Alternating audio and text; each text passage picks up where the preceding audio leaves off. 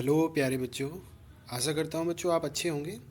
बच्चे आज कक्षा 8 का जो विषय गणित है उसमें इकाई 12 बैंकिंग, उसका जो सेकंड लेक्चर रहेगा आपका, जिसमें आप जानेंगे बच्चे बैंक ड्राफ्ट, बैंक लॉकर और आप पैसे की निकासी जिस फॉर्म को भर के करते हैं उस फॉर्म के बारे में। चलिए बच्चे जानते हैं। बच्चे सबसे पहले जानते हैं हम बैंक ड्राफ्ट के बारे में। बैंक ड्राफ्ट के बारे में समझने से पहले आपको बच्चे एक छोटा सा एग्जांपल लेते हैं। आपने देखा होगा बच्चे, आपके पास कोई व्यक्ति अगर चिट्ठी भेजे तो आपके घर तक पहुंच जाती है। अब आप परिकल्पना कीजिए बच्चे, अगर वही जिस तरीके से आपके पास चिट्ठी आई है ठीक उसी प्रकार से अगर कोई व्यक्ति आपके पास पैसा भेजना चाहे तो वो पैसा भी आपके पास आ जाता है। वो पैसा जो आता है उसको आप कहते हैं मनी ऑर्डर के थ्रू पैसा आया है। अब आप जान समझते हैं हम बच्चे कि जो मनी ऑर्डर होता है इसके पीछे की जो पूरी प्रक्रिया होती है या इसके पीछे का पूरा जो मैकेनिज्म या क्रियाविधि होती है वो किस प्रकार से होती है, तो बच्चे उसको समझते हैं। बच्चे उसके पीछे की जो पूरी प्रक्रिया होती है वो बैंक ड्राफ्ट पर आधारित होती है। अब बच्चे जानते हैं बैंक ड्राफ्ट की प्रक्रिया क्या होती है।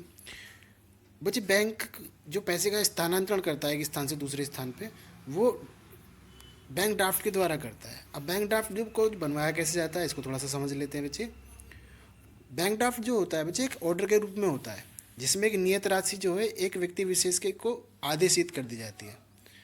और इसको जब आदेशित की जाती है तो कोई व्यक्ति इसमें को बनवाता है, और जब बनवाता है वो जिस व्यक्ति को भेजना होता है उस पर उसका नाम अंकित कर देते हैं, और जितने पैसे का वो बनवाना होता है उतना पैसा बैंक को दे दिया जाता है। साथ ही साथ बैंक उससे कुछ बनवाने के चार्जेस भी लेता है, वो बैंक को देने होते हैं। तो इस तरीके से आपका एक बैंक ड्राफ्ट या मनी ऑर्डर बन जाता है।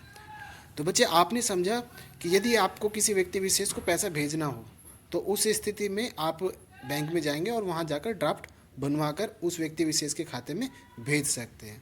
क्लियर बच्चे, आगे बढ़ते हैं। अब देखिए बच्चे, ये एक प्रकार का आपका बैंक ड्राफ्ट या डीडी है, इसे डिमांड ड्राफ्ट भी कहते हैं। ये कोई व्यक्ति है, उस व्यक्ति ने अपना कुछ पैसे का एक डिमांड ड्राफ्ट बनवाया जो किसी एक स्थान पर उसको भेजना है। क्लियर बच्चे, तो इस तरीके से उसका पैसा उसके उसमें पहुंच जाएगा। अब देखिए बच्चे, इसमें कुछ बातें आपको दी हुई हैं। जैसे आप देखिएगा, ये जो आपका बच्चे डीडी नंबर जो यहाँ लिखा हुआ है डीडी नंबर है, यहाँ किस व्यक्ति को भेजना है इसकी पूरी जानकारी दी हुई है, कितने रुपए का भेजना है ये जानकारी यहाँ पे दी हुई है। ठीक है, क्लियर बच्चे। इस तरीके से आपने जाना कि ये डीडी होता है वो इस तरीके का होता है। आशा करता हूँ बच्चे ये समझ में आया होगा आपको डीडी का जो कॉन्सेप्ट होता है। चलिए बच्चे आगे बढ़ते हैं। जब आप बैंक में डीडी बनवाने जाते हैं तो बच्चे वहाँ जाके आपको एक इस तरह का फॉर्म मिलता है। फॉर्म जो मिलता है बच्चे, इसमें आपको कुछ जानकारी भरनी होती है। वो जो जानकारी होती है बच्चे वो कुछ इस तरीके की होती है, जैसे वो किस शाखा का है, शाखा का नाम भरना होता है, किस तारीख में आपने उसको भरवाया या बनवाया वो तारीख आपको भरनी होती है, किसके लिए बनवाया। जैसे ये जो एक फॉर्म पर्ची है ये किसी व्यक्ति विशेष ने इग्नू के लिए बनवाई। इग्नू एक विश्वविद्यालय है, ओपन विश्वविद्यालय है जिसमें विभिन्न प्रकार के कोर्स कराए जाते हैं। तो वहाँ के लिए किसी कोर्स की फ़ीस जमा करनी होगी किसी स्टूडेंट को, तो उस स्थिति में उसने यहाँ ये भरा है। उसने 4025 रुपये का डिमांड ड्राफ्ट बनवाया, तो ये पूरी जानकारी उसमें भरी जाती है। क्लियर बच्चे, आगे बढ़ते हैं। आगे देखिए बच्चे, अब तक हमने जाना कि हमारा बैंक ड्राफ्ट कैसे वो बनवाया जाता है, किस तरह की उसकी पर्ची होती है, ये बात क्लियर हुई। अब बच्चे जानते हैं हम लॉकर के बारे में। जो बच्चे जो लॉकर होता है ये बहुत महत्वपूर्ण कारक होता है। वर्तमान समय में देखें तो जो आपके पास कुछ महत्वपूर्ण चीज़ें होती हैं, जैसे आपके कुछ दस्तावेज हो सकते हैं, आपके घर में गहने रखे हो सकते हैं, तो ये बैंक के लॉकर में रखे जाते हैं। लेकिन आप सोचते होंगे बैंक सिर्फ और सिर्फ खाता खोलता है, आपको आरडी अकाउंट खोलना है, एफडी अकाउंट खोलना है, पीपीएफ अकाउंट खोलना है, इस तरह के खाते खोलता है। जबकि बच्चे इससे भी ज़्यादा बैंक के काम होते हैं। उसी में से एक सुविधा होती है लॉकर की। अब जब लॉकर आप किसी बैंक में जाकर खोलते हैं तो बच्चे लॉकर के बैंक आपसे कुछ चार्जेज लेता है। जो चार्जेज होते हैं वो दो बातों पर निर्भर करते हैं। एक तो लॉकर का साइज़ कितना बड़ा है, और साथ ही साथ जो आपका बैंक है वो आपका ग्रामीण बैंक है या शहरी बैंक है। ग्रामीण बैंक या शहरी बैंक होने की स्थिति में आपसे चार्जेस अलग अलग वसूले जाते हैं। जैसे अभी हाल फिलहाल के जो सामान्य चार्जेस चल रहे हैं लगभग 5000 रुपये वार्षिक चल रहे हैं। मतलब आपने कोई चीज़ या कोई कीमती चीज़ आपके पास गहने या कोई दस्तावेज जो अगर आपने बैंक अकाउंट में रखे या लॉकर में रखे, तो ऐसी स्थिति में आपने उन्हें अगर साल भर रखा तो बैंक आपसे लगभग 5000 रुपये चार्जेस के लेगा। क्लियर बच्चे। और साथ ही साथ जब आप बैंक में जाते हैं बच्चे, तो बैंक में जाने के बाद जब आप उस लॉकर खुलाते हैं तो आपके दो की जारी होती हैं, अर्थात दो चाबियां जारी होती हैं। उसमें से एक चाबी जो होती है बच्चे वो मास्टर चाबी होती है, और दूसरी चाबी होती है वो सामान्य चाबी होती है। और जो दूसरी सामान्य चाबी होती है वो आपको दे दी जाती है, और मास्टर की जो होता है वो बैंक रखता है।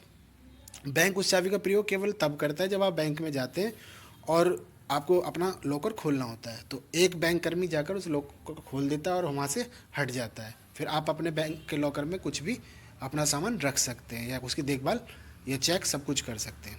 अन्यथा बैंक कर्मी उसका किसी भी तरीके से दुरुपयोग नहीं करता है।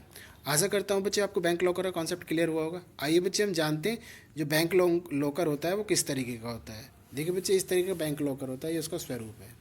क्लियर बच्चे, यहाँ आपको चाबी इंसर्ट करनी होती है, इस तरीके के यहाँ बॉक्सेस बने होते हैं। हर व्यक्ति का अलग अलग लॉकर होता है। जितने बैंक लॉकर धारक होंगे बैंक में उतने उतने ही वहाँ पर लॉकर बने हुए होंगे।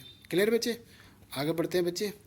अब तक हमने सीखा कि लॉकर से किस तरीके से अपनी सुविधा ले सकते हैं।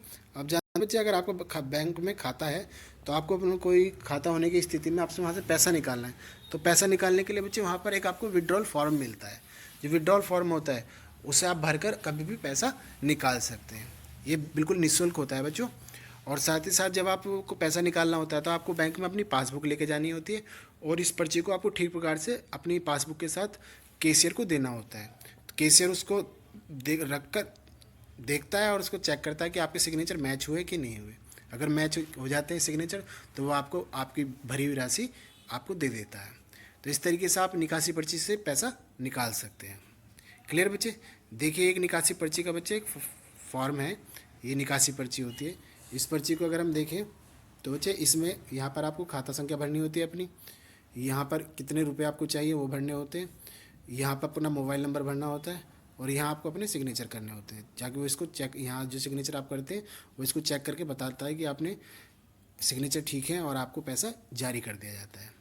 क्लियर बच्चे, तो जब भी आप बैंक में जाएं तो इस तरीके से फार्म भर के आप पैसा निकाल सकते हैं।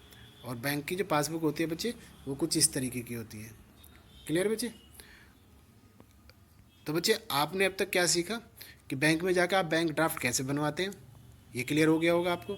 और साथ ही साथ आप बैंक में जाकर लॉकर की सुविधा किस तरीके से लेते हैं ये आपको क्लियर हो गया। और साथ ही साथ आपने जाना कि बैंक में जाके जब आप बैंक विड्रॉल पर्ची के द्वारा कैसा पैसा निकालते हैं। आशा करता हूँ बच्चे आपको ये समझ में आया होगा।